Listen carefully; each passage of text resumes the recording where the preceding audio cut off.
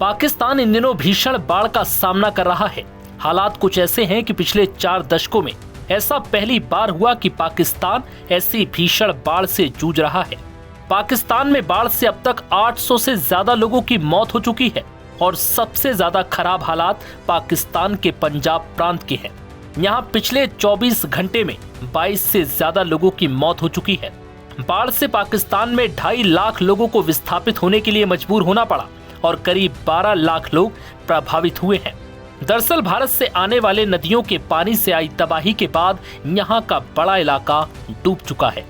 अब आलम यह है कि ये जल प्रलय लाहौर तक पहुंच गया। अब इस भीषण हालात के लिए पाकिस्तान ने भारत पर आरोप लगाया और इसके पीछे सिंधु जल संधि स्थगित किए जाने को बड़ी वजह बताया है। पाकिस्तानी अधिकारियों ने शुक्रवार को बताया कि भारत के सिंधु जल संधि को स्थगित करने से पाकिस्तान में बाढ़ की स्थिति और बदतर हो गई। इसके साथ ही अधिकारियों ने एक भारतीय बैराज के गेट टूटने का भी दावा किया। बता दें कि इस हफ्ते हुई भीषण बारिश ने पाकिस्तान के खाद्यान्न की सप्लाई चेन कहे जाने वाले पंजाब प्रांत को तबाह कर दिया। बाढ़ का पानी देश के दूसरे सबसे बड़े शहर लाहौर के बाहरी इलाकों में पहुंच गया है, जबकि झांग शहर पर डूबने का खतरा मंडरा रहा है। देश का ये इलाका 40 वर्षों में सबसे भीषण बाढ़ का सामना कर रहा है। पंजाब में बाढ़ का संकट पाकिस्तान में भूखमरी की स्थिति ला सकता है, क्योंकि फूड फैक्ट्री कहे जाने वाले इस इलाके में फसलें तबाह हो रही हैं। पाकिस्तान की शहबाज सरकार में योजना और विकास मंत्री एहसान इकबाल ने इसके लिए भारत के सिंधु जल संधि स्थगित करने को जिम्मेदार ठहराया है। इकबाल ने रॉयटर्स को बताया कि संधि के तहत साझा किए जाने वाले पानी के बहाव के आंकड़े पाकिस्तान को विस्तार से नहीं दिए गए। इकबाल ने कहा कि अगर हमारे पास बेहतर जानकारी होती तो हम बेहतर प्रबंधन कर सकते थे। अगर सिंधु जल संधि लागू होती तो हम इसके प्रभाव को कम कर सकते थे।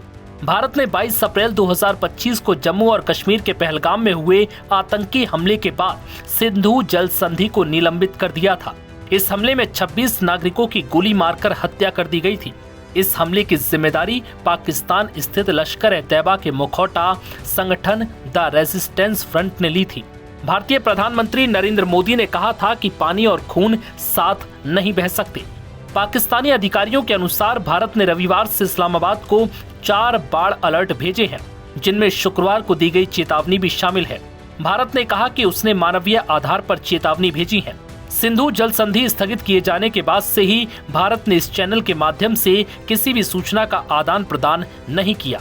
हालिया चेतावनी भेजने के लिए भी राजनयिक चैनल का सहारा लिया गया। पाकिस्तानी मंत्री इकबाल का अपने क्षेत्र नोरावाल भी बाढ़ से बुरी तरह ग्रस्त है। उन्होंने कहा कि जलवायु परिवर्तन ने मानसून की भविष्यवाणी को मुश्किल कर दिया, जिससे आंकड़े साझा करना और भी जरूरी हो गया।